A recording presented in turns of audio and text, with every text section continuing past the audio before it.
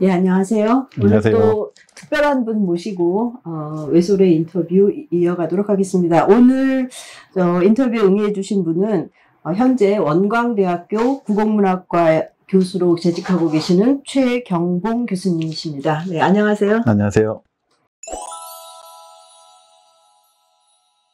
굉장히 좋은 저서를 많이 쓰셨더라고요. 한글 민주주의, 또 우리말의 탄생, 또 더 나은 언어 생활을 위한 우리말 강화, 뭐 이런 제목들이 굉장히 저의 시선을 끌었는데, 그 책들에 대한 거 아주 짧게 좀 소개 부탁드려도 될까요? 예. 제가 그 국어 학사하고, 국어 정책, 그리고 우리말의 어떤 사용 양상, 이런 거에 대해서 관심을 많이 가지다 보니까, 그러한 책을 써서 대중들하고 공유하고 싶다, 이런 생각을 했었고, 그런 차원에서 이제 첫 번째 작업이 우리말 사전에 대한 어떤 역사를 한번 살펴보고 싶다. 그래서 가장 그 초점을 둘 만한 것은 역시 한글학회에서 나온 큰 사전, 이거라고 이제, 네. 예, 생각을 하고, 큰 사전이 어떤 맥락에서 나오고 어떤 과정을 거쳐서 나왔나라는 것에 대한 역사를 살펴본 게 우리말의 탄생이라는 책입니다. 그래서 그게 이제 어떻게 보면 저한테 개인적으로는 가장 처음 대중들과 함께 공유하고자 하는 책으로 낸 것 같고요. 그 다음에 이제 우리의 그 언어관, 그리고 한글에 대한 인식, 이런 거에 대해서 좀 더 그 객관적이고 중립적인 시각에서 좀 보고 싶다. 이런 뜻에서 이제 한글은 너무 민족주의적인 시각이 강하다 보니까 민족주의적인 시각을 좀 민주주의적인 시각으로 바꾸는 건 어떨까, 이런 생각으로 한글 민주주의라는 책을 냈습니다. 그리고 우리가 언어 생활 속에서 하는 많은 문장이나 어휘나 발음이나 이런 거에서 이제 그동안에 너무 규범주의적으로 생각하다 보니까 옳고 그른 것을 너무 따져서 일반 대중들이 좀 우리말을 하는 데 있어서 주눅이 좀 들어요. 그래서 주눅이 들 게 아니라 틀리는 사람이 있다면 왜 틀릴까? 그 틀리는 것도 틀리는 나름대로의 맥락과 이유가 있으니까 그런 것들을 좀 밝혀보는 게 좋겠다라고 해서 더 나은 언어 생활을 위한 우리말 강화. 그래서 우리가 왜 그런 말을 쓰게 됐을까? 이런 것들을 밝히는 책을 한번 써봤습니다. 지금까지는 주로 그 외솔 최연배 선생님의 업적에 대해서 그 많은 이야기를 나눴다면, 오늘은 조금 생소하다라고 저는 개인적으로 생각을 했는데요. 한글학회가 한글 전용론자였던 이승만 대통령과 같은 길을 갈 수 없었던 이유, 그러면서 이제 한글 파동의 전말이라고 하는 그런 주제어가 떠올랐는데요. 저로서는 굉장히 새로운 사실인데 이 부분에 대해서 좀 여쭤볼까 합니다. 예. 한글 파동은 한글 맞춤법 통일안, 그러니까 1933년에 조선학회에서 제정을 한 그 한글 맞춤법 통일안을 폐기하고 한글 간소화안이라는 것을 새로 만들어 가지고 그걸로 대체하려다가 발생했던 충돌을 가리키는 말입니다. 맞춤법 통일안을 폐기한다는 것은 국어정책사의 흐름에서 보면 돌출적이고 비정상적인 거라고 볼 수가 있겠죠. 그래서 파동이라는 말 자체의 역사적인 평가가 이미 내려졌기 때문에 한글 간소화안이 좋다 나쁘다 이런 것들을 지금 이야기할 필요는 없을 것 같습니다. 그런데 이제 이 이야기를 다시 꺼내는 이유는 이승만 대통령이 추진했던 한글 간소화 정책이라는 게 추진 동기 자체만 놓고 보면 그렇게 나쁘다, 이렇게 이제 할 것은 아니라고 생각을 하고요. 한글 간소화안이 실패로 귀결될 수밖에 없었던 이유는 뭘까? 그리고 그곳에서 우리가 배워야 될 교훈은 뭘까? 이런 것들을 같이 한번 생각해 보자 해서 이 이야기를 꺼내게 됐습니다. 그러면 왜 이승만 대통령은 당시 그렇게 한글 표기법에 관심을 가지셨을까? 그 이유가 뭘까? 좀 여쭙고 싶습니다. 이승만 대통령에 대해서 우리는 보통 대통령, 권력자 이렇게만 이제 또는 이제 나쁘게 본 사람 독재자 이렇게 이제 생각을 하는데, 이승만 대통령의 젊은 시절을 한번 생각해 보면 한글 운동에 대해서 관심이 많았던 그러한 인물이었습니다. 그래서 청년 시절에 이승만은 한글 전용을 주장했고 그것을 실현하기 위해서 무척 노력을 했습니다. 그리고 한글 표기법에 대해서도 관심을 많이 가졌고요. 개화기 때 만들어진 신문들, 매일신문, 제국신문, 협성의 회보에 이 주필을 했습니다. 아, 네. 근데 그 협성의 회보라는 것은 배제학당에서 학생 단체가 결성이 되는데 그게 협성회입니다. 그리고 그 배제학당에서요? 협성회의 기관지가 바로 이제 그 협성회 회보가 되는 거죠. 협성회 회원 중에서 주시경 선생님이 계셨습니다. 네. 그래서 주시경 선생님과 같이 활동을 했던 분이에요. 그래서 같이 이제 활동을 했고, 협성회 회보의 주필을 이승만이 할 때 주시경 선생은 그때 편집을 맡고 계셨으니까 네. 두 분 간에 한글 표기와 관련한 많은 이야기가 있었을 것 같다는 추정을 할 수가 있습니다. 그래서 이제 그걸 보면 이승만의 어떤 젊은 시절을 보면 그만큼 한글 표기와 한글 운동에 관심을 가질 수밖에 없는 이런 이제 상황이었고, 사실 보면 이제 역사상으로 보면 이승만 대통령이 이 젊은 시절에 이제 그 사건에 연루가 돼가지고 감옥도 갔다 오고 그러면서 이제 미국으로 가거든요. 네.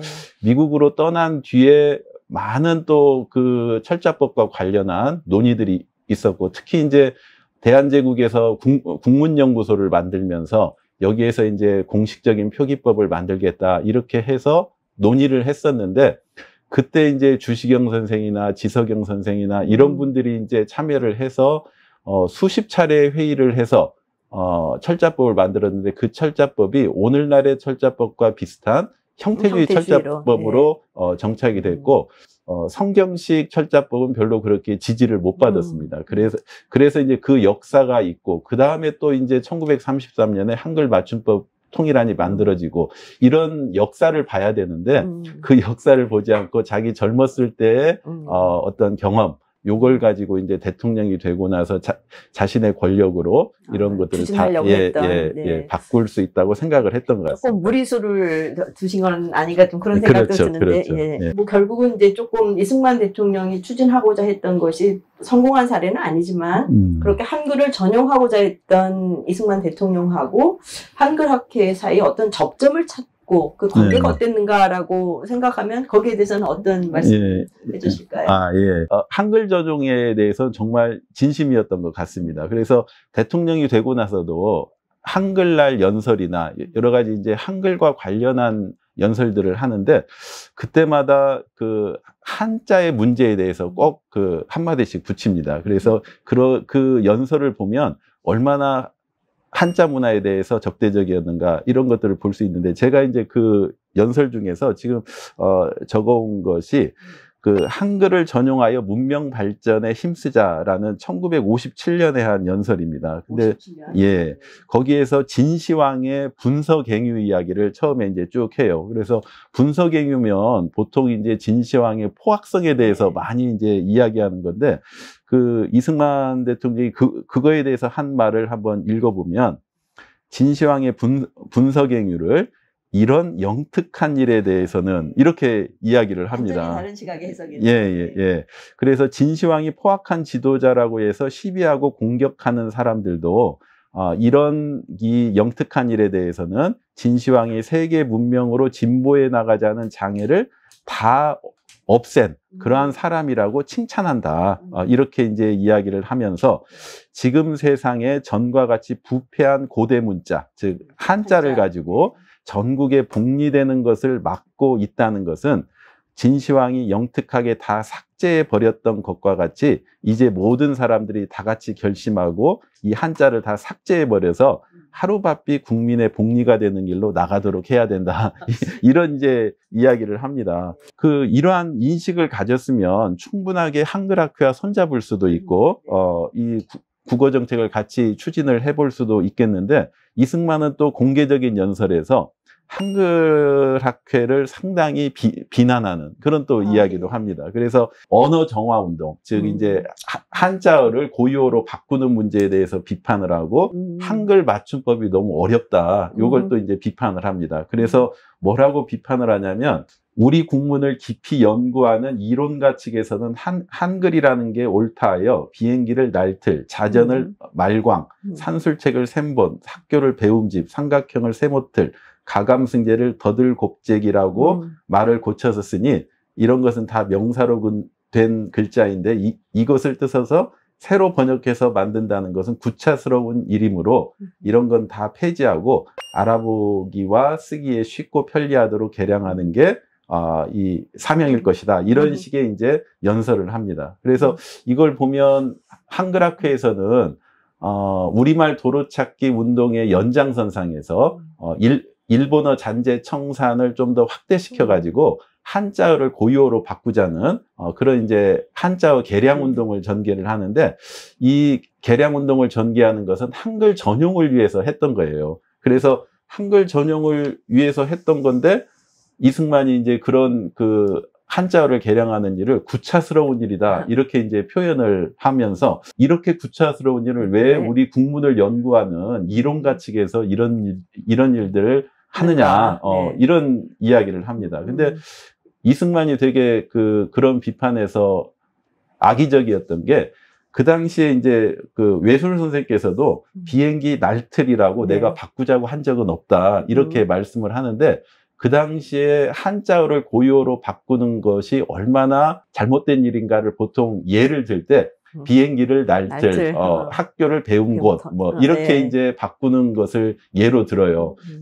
그건 이제 다른 어떤 이 바꾼 것도 많은데 이 극단적인 것만 이렇게 이제 들어가지고 하는데, 이승만 자체도 그런 식으로 극단적으로 하면서 이렇게 이제 그 비난을 하는 거죠. 근데 대통령이 그렇게 이야기를 하면 이미 그 한자어를 정화하는 많은 것들을 다 부정하는 거나 마찬가지거든요. 그래서 한글 전용을 하려고 이렇게 했던 건데, 한글 전용을 주장했던 대통령은 그걸 또 비난하고 이렇게 이제 하게 되는 겁니다. 그다음에 혼란스럽네요. 네네. 이승만 대통령이 처음부터 이제 조선학계에 그다지 우호적이지는 않은 것 같은데, 그럼에도 불구하고 이제 그 정부가 수립된 이후에 해방이 되고 국어 정책을 주도하는 문교부 편수국장에 이제 외설 선생님을 임명하게 되는데, 이건 뭐 많이 얘기가 됐던 건데, 이것도 조금 좀 상충적인 그 내용인 것 같아서 이걸 어떻게 이해하면 좋을까요? 미군정에서는 조선어학회에 그런 교과서를 만드는 작업을 일임을 한 거예요. 그러니까 이제 당연히 그렇게 할 수밖에 없었던 것은 군정 차원에서도 보면 조선어학회의 어떤 역사성, 이걸 이제 그 일제강점기부터 쭉 해왔던 것들을 알고 있고, 그 다음에 그런 만큼, 그 당시에 국민들한테 가장 신뢰를 받았던 단체가 조선어학회라고 볼 수가 있겠죠. 그러니까 그 조선어학회에 위임을 했고, 당연히 이제 최연배 선생이, 조선어학회를 이끌었으니까 편수국장에 임명이 됐고, 국어 정책을 주도했고, 이렇게 이제 나갔다고 볼 수 있고, 그 흐름이 이제 정부 수립 후에도 계속 됐던 것 같고요. 이승만 대통령이 이제 국어 정책에 대해서 본격적으로 관심을 가지려고 했던 때가 1949년이었던 것 같아요. 그러니까 정부 수립 후에. 그러면서 이제 그 최연배 선생하고 전혀 상의하지 않고 본인의 뜻으로 이제 다 하려다 보니까 갈등이 생기고, 특히 이제 한글 간소안을 밀어붙이기 위해서 압력을 넣어요. 그러니까 이제 계속 그 외솔 선생이 저항을 했고, 문교부 장관이 그 당시에 김범린 선생이었는데, 이 분도 이 대통령의 뜻을 적극적으로 이렇게 안 따릅니다. 그래서 국어심의회를 만들어 가지고 이걸 이제 그 간소안을 통과시키려고 했는데, 국어심의회에 참여했던 분들이 부결을 해버려요. 그건 못하겠다고. 그러니까 이제 그 사태가 나면서, 최연배 선생님께서도, 사직을 하고, 김범린 장관도 사직을 하고, 그 다음에 이제 이성근 장관은, 자기가, 한글 간소안을 추진하겠다, 이런 이제 약속을 하고 이제 문교부 장관이 돼서 하려다가 결국은 실패를 한 거죠. 자, 그렇다면 이제 두 가지 질문을 이렇게 하나로 묶을 수 있을 것 같은데, 결국은 이승만 대통령이 추진했던 이제 한글 간소화 방안은 이제 폐기가 되는 거고, 그렇다면 한글 맞춤법 통일안이 이제 공식적인 철자법으로서 어떤 위상을 굳건히 하면서 지금까지 이어져 온 거라고 우리가 볼 수 있는지, 또 그러면서 방금 말씀하셨던 그 파동, 또 파동이 남긴 교훈은 그러면 뭐가 될지 그 예. 부분에 대해서 좀 예. 말씀 부탁드리겠습니다. 네네. 한글 맞춤법 통일안에 대해서는 비판 의견이 있다고 이제 말씀을 드렸고, 그 비판 의견은 대체적으로 한글 맞춤법 통일안 형태주의를 원칙으로 하기 때문에 좀 어려운 측면들이 있죠. 특히 이제 겹받침이나 네. 이런 것들은 생각하면 좀 복잡한 측면들이 네. 있기 때문에, 그래서 이제 그거에 대해서 문제 의식을 많이 가졌는데, 한글 파동처럼 이렇게 권력자가 위에서부터 강압적으로 추진하는 게 아니었으면 아마 그것에 대해서 그 국어국문학계에서 논쟁도 있었고, 공론화시킬 수 있고, 공론화가 됐을 것도 같아요. 그런데 이제 그런 절차들이 없는 상태에서 한글 파동이 발생하니까 일단은 모든 사람들이 이승만의 한글 간서안에 대해서 절대적으로 다 반대를 해버렸고, 근데 박정희 대통령이 이제 군사구 테타로 정권을 잡은 후에 그 다음에 국어국문학회에서 국어정서법안이라는 것을 만들어 가지고 정부에 제안을 합니다. 근데 국어정서법안은 한글 맞춤법 통일안의 원칙하고 뭐 완전히 달라지지는 않았지만 그래도 형태주의적인 원칙을 조금 완화한, 그래서 이제 소리 나는 데 쓰는 것도 일부 이제 더 포함하는 그런 안을 이제 제안을 했고, 정부에서도 이제 1970년에 그러면 한글 맞춤법을 한번 개정해보자, 이렇게 해서, 토론 기구를 구성을 하고, 이제 언어학자들끼리 어떤 논의가 거의 10년 넘게 이 박정희 정권 끝날 때까지 계속되고 1979년에 시안을 한번 만들어요. 그런데 그 시안은 결국은 한글 맞춤법 통일안의 틀에서 조금 더 표기가 좀 복잡했던 것들을 단순화시키는 부분적인 개정이 있었고, 그러고 나서 이제 그게 곧바로 시행되지는 않고 또 한 번 이제 이 정치적인 격변이 있으면서 80년대 84년에 지금의 국립국어원인 국어연구소가 만들어지면서 다시 이제 맞춤법을 정비하는 그런 연구들을 하고, 그게 이제 1988년에 오늘날 우리가 쓰는 맞춤법이 됐는데, 그 틀은 결국은 한글 맞춤법 통일안의 틀을 가지고 약간의 변화를 주는 그런 식으로 해서 됐기 때문에 한글 맞춤법 통일안이 역사적인 어떤 정당성을 얻어가는 그런 이제 과정이었다, 이렇게 생각을 할 수 있습니다. 저희 마지막 질문은 아까 이제 말씀하시는데도 나온 얘기인데, 이 한자 병용, 한자 혼용, 이 문제가 한글 전용에도 불구하고 지금 계속 문제가 돼서 매번 양대 진영을 가지고 지금 논쟁이 벌어지고 있다라는 생각을 하는데, 혹시 개인적으로 거기에 대한 의견이 있으시면 마지막으로 좀 말씀 부탁드리겠습니다. 한글 전용과 한자 혼용이 양대 진영으로 싸운다는 것은 이론상으로는 그렇게 이 논쟁을 하는 것 같지만 현실적으로는 한글 전용으로 나가는 걸로 이제 자리를 잡았다, 이렇게 생각을 합니다. 그런데도 계속 한자 혼용, 한글 전용 논쟁이 이제 발생을 하는 것은, 그러니까 논쟁일 뿐이라고 생각을 해요. 근데 이제 한글 전용을 하는 입장에서는 지금 상황에서 한글 전용이 대세가 된 상황에서 한글 전용이라는 걸 너무 각박하게 적용해서도 안 된다는 생각이 들어요.